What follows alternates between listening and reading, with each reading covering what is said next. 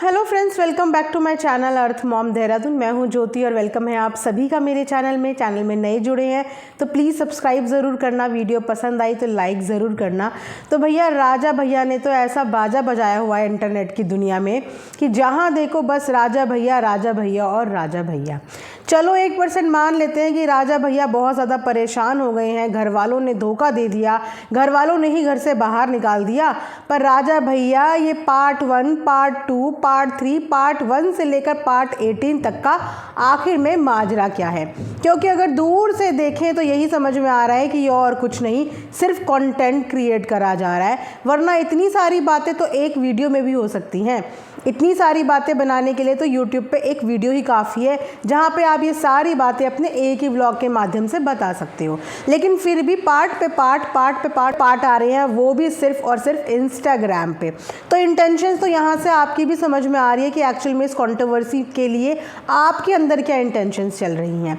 15 साल की नाबालिग बहन की शादी करवा दी, और अब क्योंकि पूरी जनता सिर्फ इन्हीं को सुना रही है कि बड़े भाई होने के नाते आप अपनी बहन को रोक भी नहीं पाए, तो अब सारा का सारा जो ब्लेम है वो मम्मी पापा की तरफ डाल दिया है कि मम्मी पापा की मिली भगत थी बहन को घर से भगवाने में और भाग के शादी करने में। तो राजा भैया पे तो बात करेंगे, लेकिन थोड़ी सी उससे पहले बहन के पति की भी क्लास ले लें, क्योंकि बहन का पति इस समय बहुत ज़्यादा राजा हरिश्चंद्र बनने की कोशिश कर रहा है।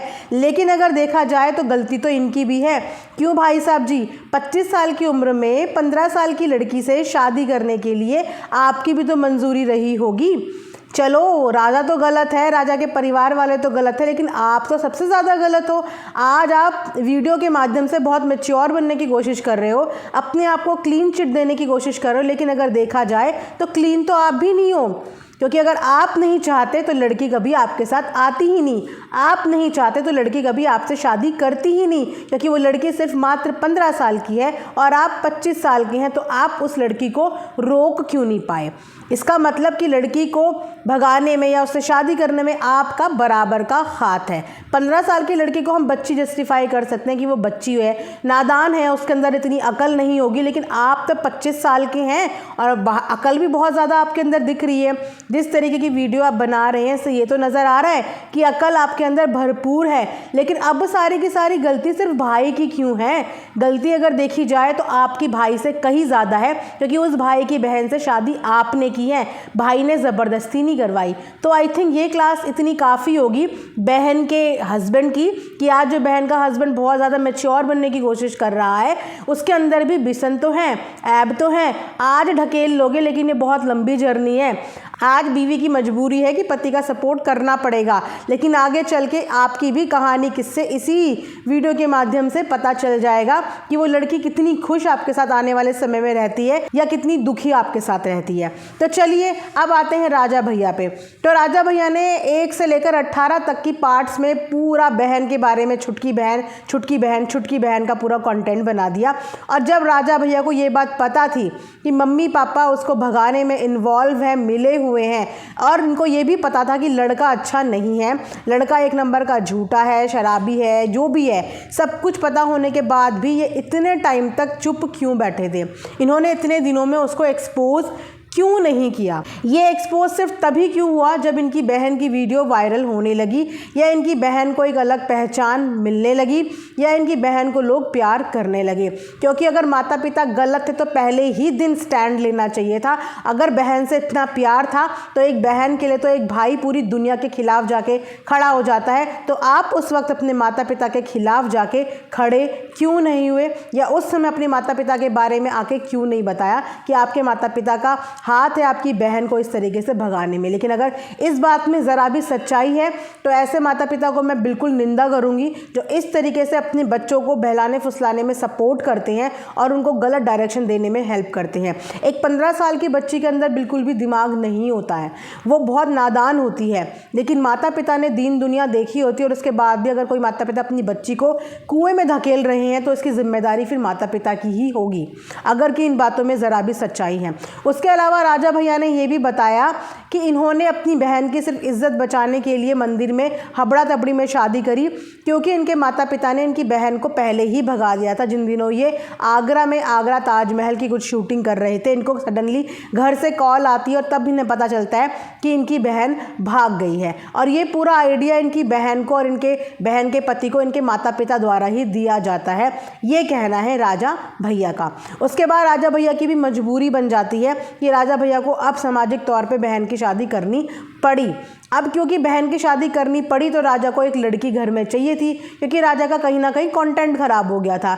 आधे से ज़्यादा कंटेंट में राजा भैया को पॉपुलैरिटी मिली ही इसीलिए क्योंकि राजा भैया ने अपनी फैमिली को इंट्रोड्यूस कर दिया था और इनकी व्लॉगिंग में इनकी बहन की अहम भूमिका थी। अब अगर बहन घर से जाएगी तो कोई ना कोई तो घर में आएगी ना जो राजा भैया के कंटेंट में फुल सपोर्ट करे। तो यहाँ पे एंट्री होती है राजा भैया की खुद की वाइफ की, जिसका आप सबने देखा कि क्या बेहतरीन और कितना अनलिमिटेड कंटेंट क्रिएट किया गया। अगर हिस्ट्री की बात करते हैं राजा भैया की खुद की वाइफ की, तो वो हिस्ट्री मुझे लगता है बताने की ज़रूरत ही नहीं है, आधी से ज़्यादा जनता को पता है। पर अगर किसी को नहीं पता, वो चाहते हैं कि मैं कोई डेडिकेटेड वीडियो बनाऊं इससे रिगार्डिंग, तो कमेंट सेक्शन में बता दीजिएगा, मैं इससे रिलेटेड भी एक डेडिकेटेड वीडियो बना दूंगी। तो चलिए, राजा भैया ने भी अपनी शादी करी, 1-2 महीने तक सब चीज़ें सही लगी। उसके बाद चीज़ें बिगड़नी हुई राजा भैया के अकॉर्डिंग कि राजा भैया को जो दामाद है वो पैसों की डिमांड करने लगा और उनको राजा भैया के फॉलोवर्स चाहिए थे। राजा भैया क्या फॉलोवर्स अपनी जेब में लेके बैठे रहते हैं या निकाल के फॉलोवर्स ऐसे बांटते कि लो ये 1000 फॉलोवर्स, ये लो ये 2000, ये लो ये 10,000। राजा भैया ऐसे फॉलोवर्स किसी को देते हैं? अगर राजा भैया वाकई में अपनी बहन से प्यार करते, क्योंकि शादी तो करवाई दी थी ना, तो बहन का घर सुधारने की कोशिश करते, बहन के पति को स्टेबल करने की कोशिश करते, बहन को एक अच्छी लाइफ देने की कोशिश करते, अगर ये अपनी बहन को प्यार करते। इन्होंने भी ये बोला कि ठीक है, अपनी मर्जी से शादी करी है ना तो भुगतने दो, अपनी मर्जी से शादी करी है तो पीटने दो। एक तरफ ये खुद बोल रहे हैं कि मेरी बहन छोटी है, उसके अंदर समझ नहीं है, उसके अंदर अकल नहीं है। दूसरी तरफ ये अपनी बहन को खुद उसकी ज़िंदगी जैसी भी तकलीफ़ों में जी रही है वो जीने के लिए छोड़ दे रहे हैं कि मैंने बोला इसे सबक मिलना चाहिए, इसको छोड़ दो इसके हाल पे, पिटती है तो पीटने दो, सब कुछ करती है तो करने दो।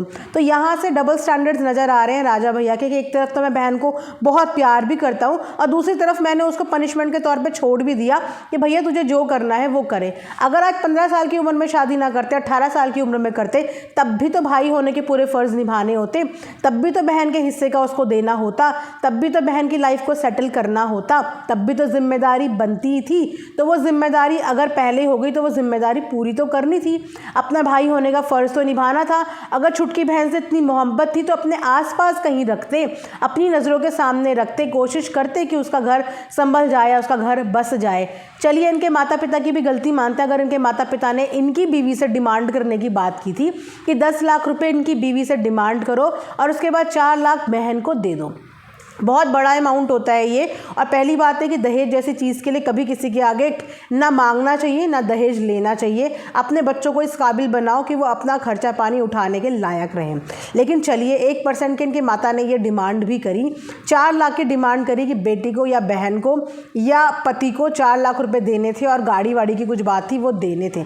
तो वो तो वैसे भी देने थे अगर वो 18 साल में शादी करती, अकॉर्डिंग टू द राजा भैया, कि अगर वो 18 साल में करती तो मैं सब कुछ करता। लेकिन जब 15 साल में कर ली तो इसका मतलब ये थोड़ी कि आप बहन को खाली हाथ भेज दोगे। आपने उस बहन की फेस वैल्यू से जितना भी रेवेन्यू इकट्ठा करा, जितना भी इतने दिनों में कमाया, उसका कुछ हिस्सा तो बहन भी डिज़र्व करती थी, कुछ हिस्सा तो करती थी। 4 लाख इतना बड़ा अमाउंट नहीं है इनके लिए। 4 लाख तो मेरे ख्याल से ये 4-5 महीने में कमा लेते हैं, लेकिन वही अमाउंट इनकी बहन के लिए बहुत बड़ा अमाउंट होता, क्योंकि उसकी घर गृहस्थी की शुरुआत हो रही थी।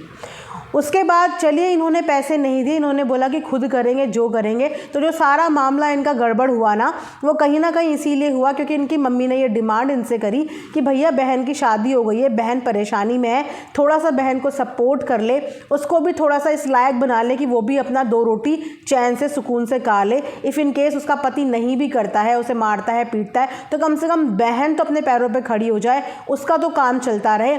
लेकिन वो इनको गंवारा नहीं था, क्योंकि इन्हें वही लग रहा था कि अगर एक परिवार से 2-2 3-3 व्लॉगर खड़े हो गए तो कहीं ना कहीं इनकी खुद की ऑडियंस जो है वो डिवाइड हो जाएगी।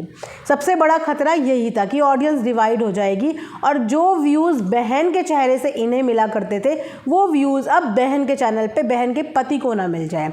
तो ये सारी इनसिक्योरिटी कहीं ना कहीं इनके माइंड में थी, सिर्फ अपने चैनल, अपने व्यूज़ और अपनी वीडियोज़ को लेके। उस इनसिक्योरिटी की वजह से ही इन्होंने भी हबड़ा तबड़ी में शादी करी, वरना ये शादी थोड़ी देर रुक के भी कर लेते, लेकिन इनको अपना कंटेंट ख़राब नहीं करना था।